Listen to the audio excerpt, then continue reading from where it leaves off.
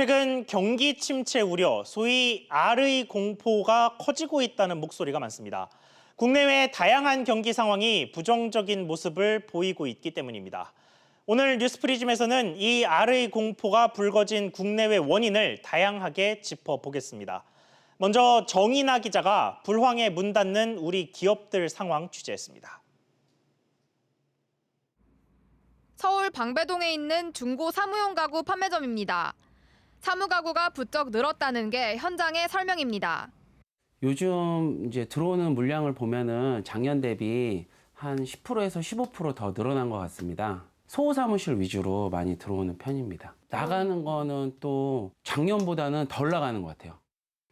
여기 있는 이 의자들은 폐업한 법인들이 사무실을 철거하면서 중고 매물로 내놓은 것들입니다. 경기 침체로 문을 닫는 사무실 수가 늘어나면서 중고 사무용 가구도 이렇게 창고에 쌓이고 있습니다. 올해 1월부터 6월까지 전국 각 지방법원에 접수된 법인 파산 신청 수는 총 484건이었습니다.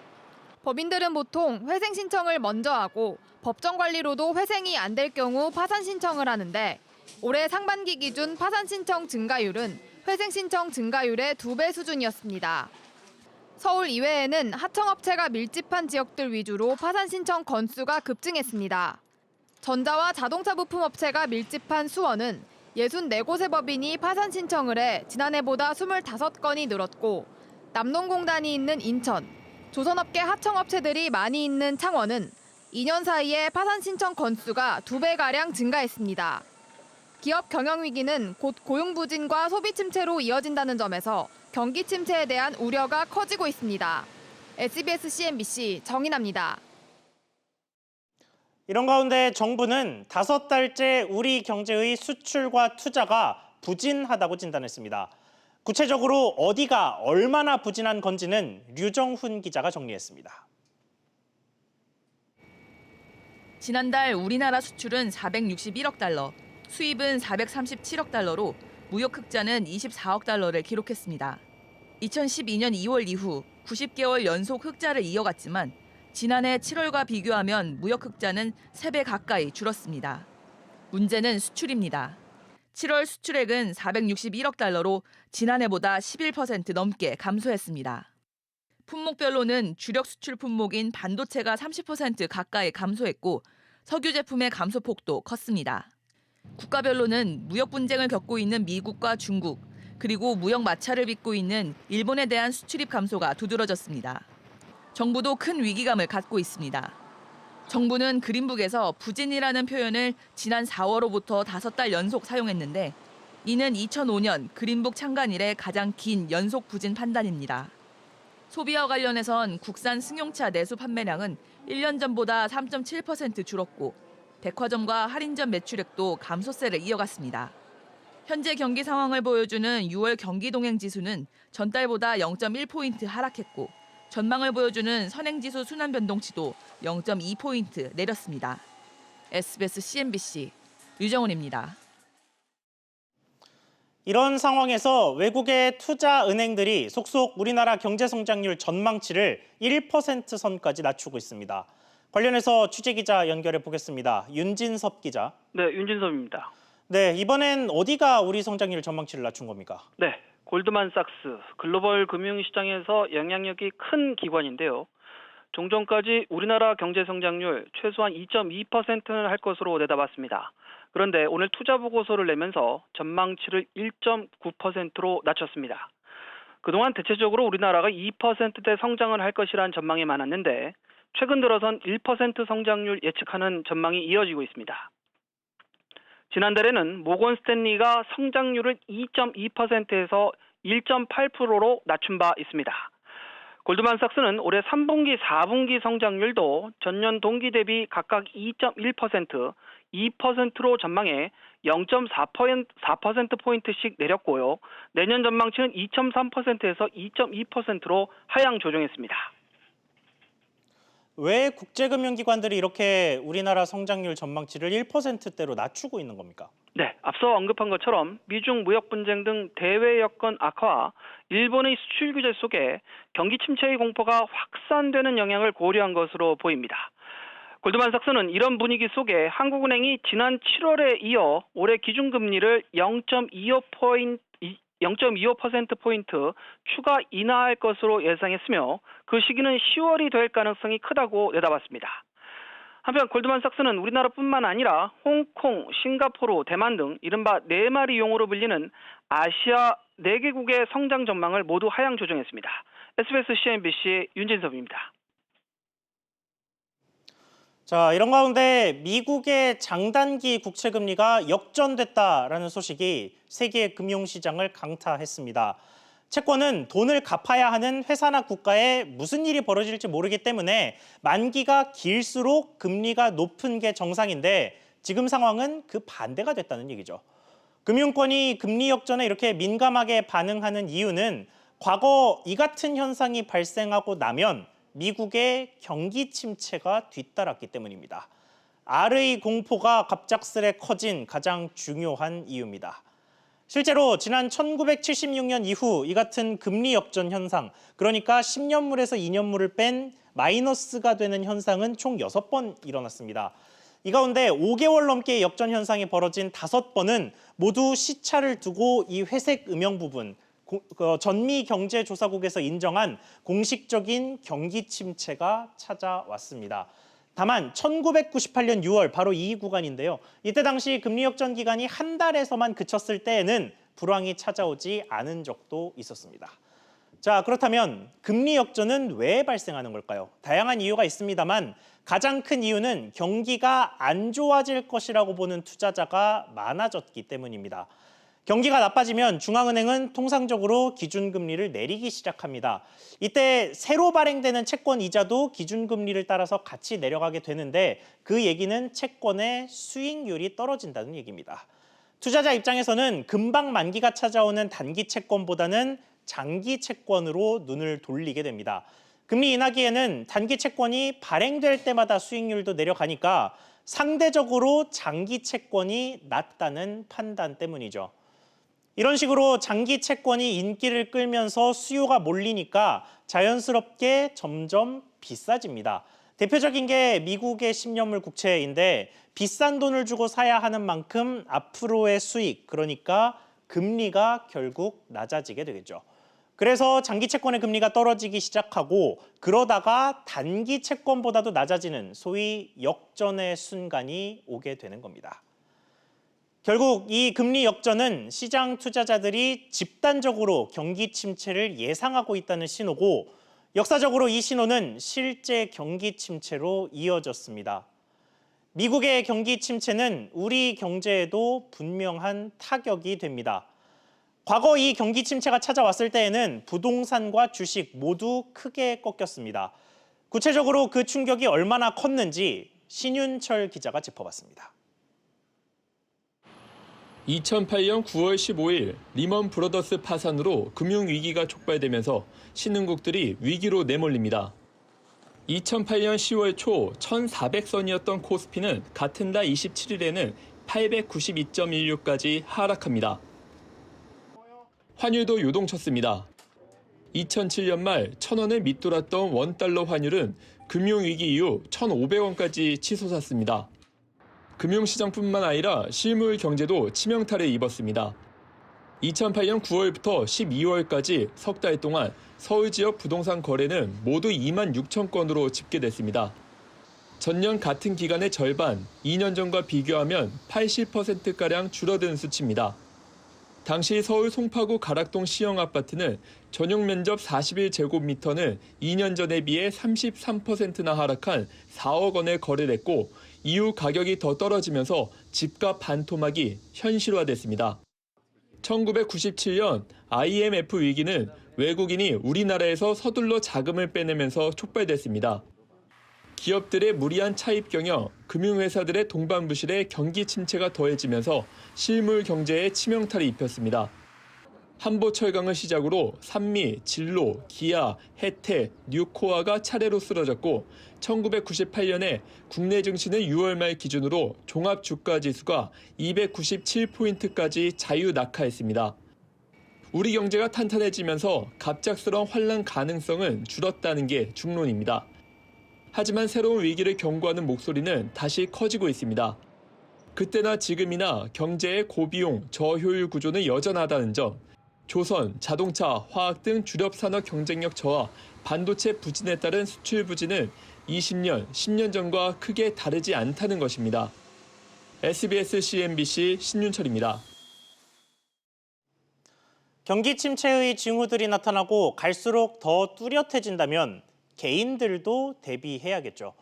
즉, 내 자산을 지켜낼 방안을 고민해야 한다는 얘기입니다.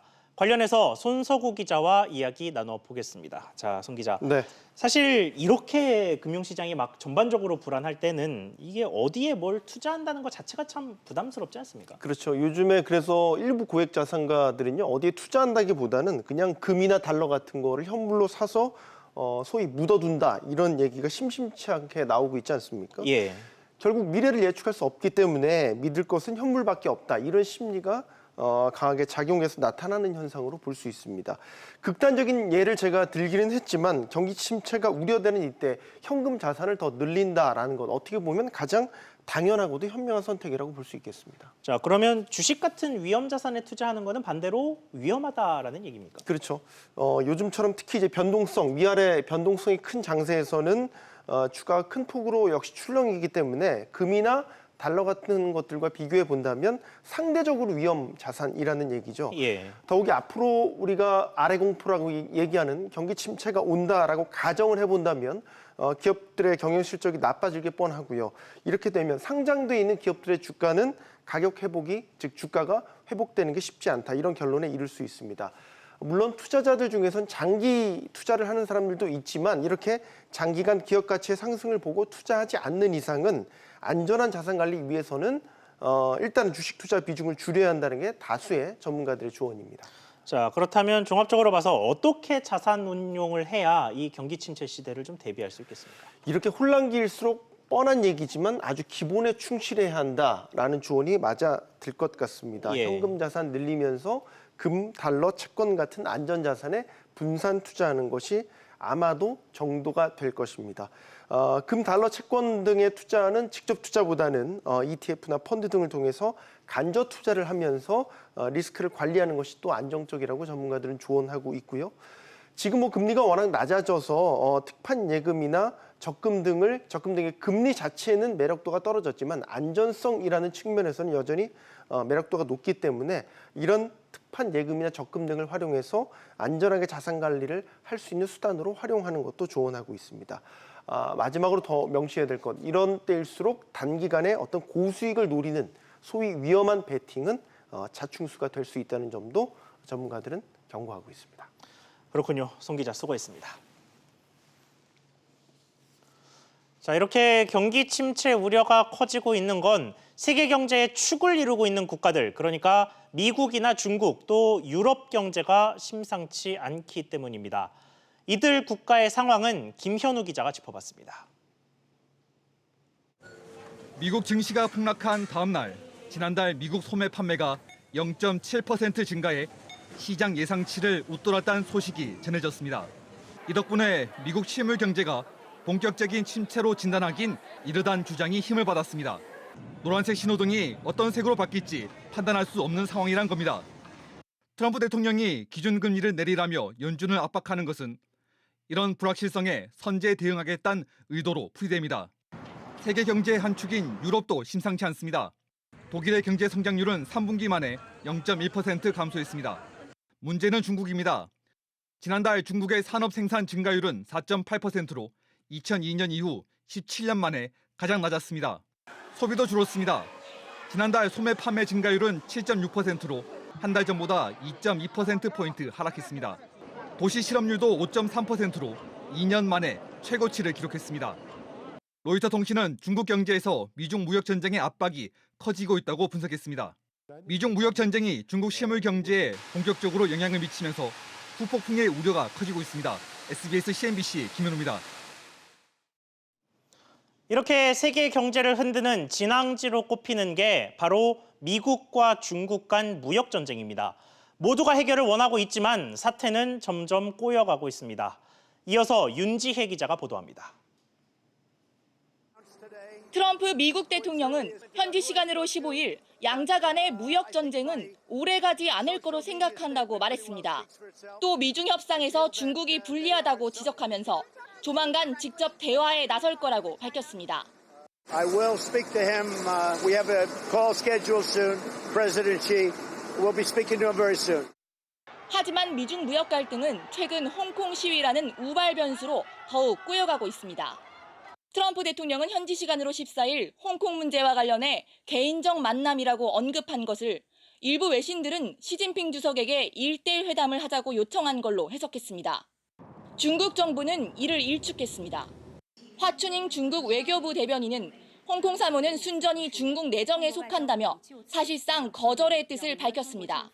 이 같은 핑퐁 게임이 앞으로도 계속될 거란 전망이 나옵니다. 중국에서 세게 나오면 뒤로 미루고 이러기를 여러 번 했기 때문에 강대강으로 점점 협상의 실마리가 멀어질 것 같아요. 관세 부과와 유예, 추가 보복이 반복되어 온 데다 홍콩 문제까지 겹쳐져 미중 무역 갈등의 불확실성은 더욱 커져가고 있습니다. SBS CNBC 윤지혜입니다. 다음 소식입니다. 서울 서초구 반포주공 1단지 1, 2, 4주구의 재건축 사업 관리 처분 계획이 취소될 위기에 놓였습니다. 일부 조합원들이 제기한 총회 결의 무효 소송에서 법원이 원고 승소 판결을 내렸습니다. 취재기자 연결해 보겠습니다. 엄하은 기자. 네, 엄하은입니다. 네, 우선 지금 상황이 정확히 어떻게 되는 겁니까? 네, 서울행정법원은 오늘 반포주공 1단지 조합원 267명이 재건축 조합을 상대로 낸 관리처분 계획 총회 결의 무효 확인 소송에서 원고 측에 손을 들어줬습니다. 이 단지는 지난 2017년 9월 사업 시행 인가를 받은 뒤 관리처분 계획을 수립해 같은 해 12월 서초구청으로부터 인가를 받았는데요. 빠른 사업 추진 덕분에 재건축 초과이익 환수제도 피할 수 있었습니다. 하지만 분양 신청과 관련해 일부 조합원이 이의를 제기했고 결국 오늘 승소한 겁니다. 이에 따라 당장 10월부터 진행될 예정이었던 2,100여 가구의 이주 절차도 차질이 불가피해졌습니다. 자, 그러면 왜 이런 판결이 나온 겁니까? 네, 구체적인 소송 내용을 보면 형평성이 쟁점이었는데요. 서둘러 분양 신청을 진행하는 과정에서 전용 면적 107제곱미터 조합원들은 1+1로 2주택을 신청할 때 특정 평형은 신청할 수 없다고 안내를 받았는데 일부 조합원들은 이 신청을 받아줬다는 주장입니다. 결국 법원이 이 같은 주장을 받아들인 겁니다.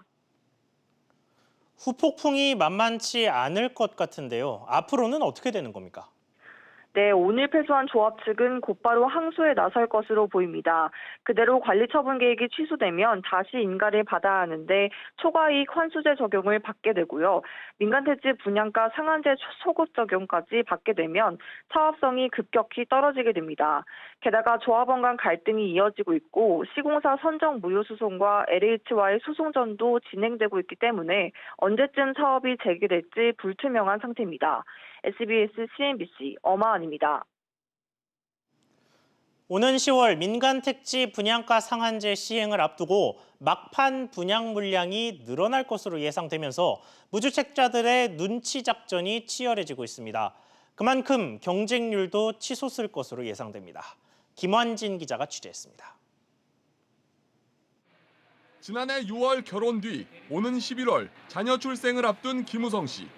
전세집에서 시작해 청약 가점을 40점까지 끌어올렸는데 청약 시점을 놓고 고민이 깊습니다. 분양가가 일단 낮아지면은 유리하긴 한데 그렇게 되면 역으로 경쟁이 많이 세지지 않을까 걱정을 하고 있어서 오히려 지금 그 상한가 제도가 실시되기 전에 먼저 지금 청약을 빨리 알아봐야 되나 좀 조급해하고 있는 상황입니다. 민간택지 분양가 상한제 시행 전 이른바 막차 단지들이 대거 분양에 나서면서 물량은 늘어날 전망입니다. 이달과 다음 달에 걸쳐 서울 전 지역을 포함한 투기과열지구에서 10곳이 넘는 단지가 분양에 나설 예정입니다. 전문가들은 수요자들이 몰리면서 당첨 커트라인이 올라갈 것으로 예상하고 있습니다. 자산가치 상승 가능성이 있는 단지들은 그래도 한 6, 70점대는 돼야지 그 안정권이라고 얘기할 수 있지 않을까. 분양가에 대한 만족도는 떨어지지만 좀 낮은 가점에 낮은 경쟁률을 노릴 분들은 뭐 그런 방식의 그 청약 전략도 유효할 수는 있죠. 부양가족이 적고 무주택 기간도 짧아 가점이 40점을 넘기 힘든 신혼부부들이 상한제 전 분양으로 몰리는 가운데 주택 공급이 줄 것이란 우려에 높은 가점의 청약자들까지 뛰어들 가능성이 커지면서 상한제 시행 전 분양시장 열기가 뜨거워질 전망입니다. SBS CNBC 김한진입니다. 문재인 대통령이 대화 의지를 밝힌 가운데 다음 주 한일 외교장관 회담이 조율되고 있습니다. 대화의 돌파구가 마련될지 주목됩니다. 취재기자 연결해 보겠습니다. 오정인 기자. 네, 오정인입니다. 네, 상당히 절묘한 시점에 회담 일정이 잡히게 됐네요. 네, 외교부는 오늘 오는 20일부터 21일까지 중국 베이징에서 열리는 한중일 외교장관 회담을 계기로 한일 양자 회담 일정을 조율 중이라고 밝혔습니다. 이번 회담의 성사 여부는 시점상 주목받고 있는데요. 오는 24일 지소미아 연장 결정 시한과 오는 28일 일본 화이트리스트 배제 시행이 예정돼 있습니다. 문 대통령은 어제 광복절 경축사에서 대화 의지를 밝혔는데 일본 반응은 어떻습니까? 네, 문 대통령은 어제 8.15 경축사를 통해 지금이라도 일본이 대화와 협력의 길로 나오면 기꺼이 손을 잡을 것이라고 강조했는데요. 이에 대해 고노다로 일본 외무상은 강제징용 문제의 시정 조치가 우선이라면서 국제법 위반 시정을 위해 지도력 발휘가 필요하다고 언급했습니다. 이에 대해 방금 우리 외교부는 문 대통령의 지도력을 언급한 것에 대해 강력한 유감의 뜻을 표명했습니다. 그런데 일본이 이렇게 나왔다면 한일 군사정보보호협정, 그러니까 지소미아의 연장도 불투명한 것 아닙니까? 네, 현재로서는 어떤 상황도 예단할 수 없습니다. 우리 정부는 지소미아 연장과 관련해 실무진 검토를 마무리하고 최종 결정만 남겨둔 상황인 것으로 알려졌습니다. 이와 관련해 이와야 다케시 일본 방위상은 지소미아는 연장되는 것이 바람직하다는 입장을 밝혔습니다. SBS CNBC 오정인입니다.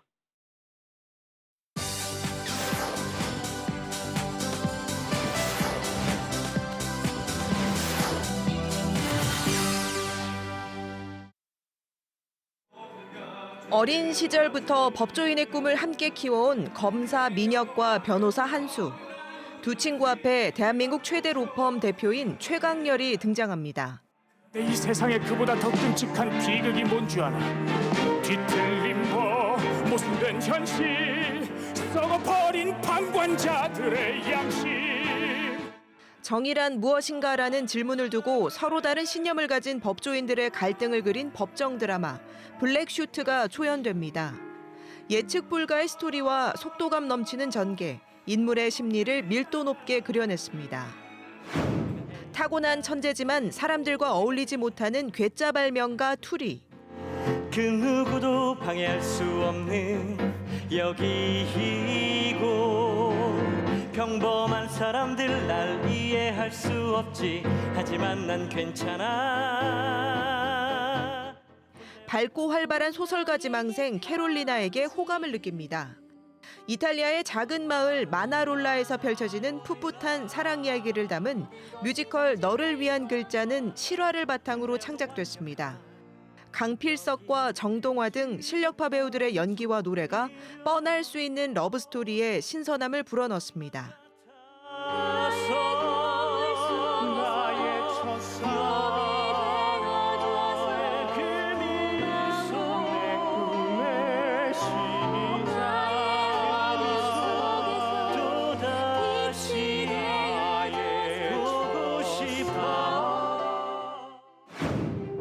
(1919년) 최초의 한국 영화인 의리적 구토를 시작으로 한국 영화 100년을 돌아보는 전시회가 열렸습니다.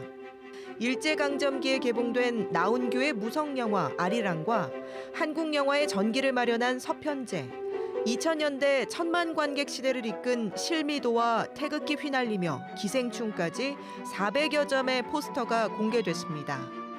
특히 영화관에서 찾아보던 추억의 홍보지와 시나리오 원본, 기생충의 대표 소품인 산수경석도 만날 수 있습니다. SBS CNBC 윤선영입니다.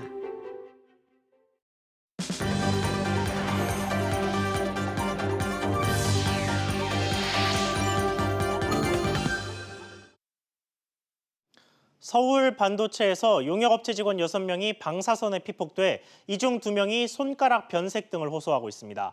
원자력안전위원회는 오늘 서울 반도체에서 지난 5일 방사선 피폭 의심 환자 6명이 한국원자력의학원에서 검사와 치료를 받고 있다고 밝혔습니다.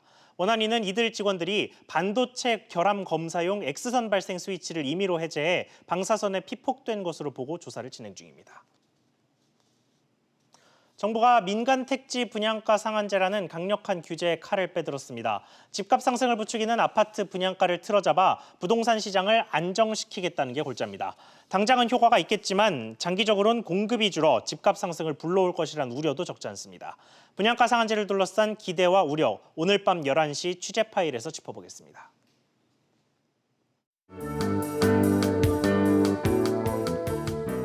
안녕하세요. K웨더 라이프스타일 예보 김단비입니다.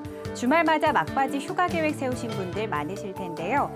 토요일인 내일은 중서부와 전라, 경북 북서부에 비 예보가 들어있습니다. 중서부와 강원 영서는 아침까지 비가 내리다 그치겠고요. 전라도와 경북 북서부는 아침부터 낮 사이에 비가 내리겠습니다. 비의 양은 5에서 30mm로 그리 많지는 않겠습니다. 일요일에는 별다른 비 예보 없이 전국이 대체로 맑겠고요. 주말 동안 낮 기온은 30도로 평년 수준의 기온을 보이겠습니다. 내일 남부지방은 자외선과 오존지수가 각각 매우 나쁨 수준으로 외출 시 주의가 필요하겠고요. 중부지방은 오존지수는 보통 수준을 보이겠지만 자외선이 다소 강하겠습니다. 열사병 위험지수도 대체로 높게 나타나겠는데요. 대구의 경우 매우 위험 단계를 보이며 가벼운 야외 활동으로도 열사병에 걸릴 가능성이 높겠습니다. 중부지방 곳곳으로는 비가 내리겠고요. 낮 기온은 30도 안팎으로 후텁지근하겠습니다. 동해안은 대체로 맑은 가운데 낮 기온은 속초 32도, 강릉은 31도까지 오르며 덥겠습니다. 남부지방의 낮 기온은 대구 34도, 광주와 제주 32도로 막바지 무더위가 계속되겠습니다. 다음 주 수요일 남해안과 제주도에서 시작된 비는 목요일에 전국으로 확대될 전망입니다. 날씨였습니다. 오늘 저희가 준비한 소식 여기까지입니다. 시청해주셔서 감사합니다.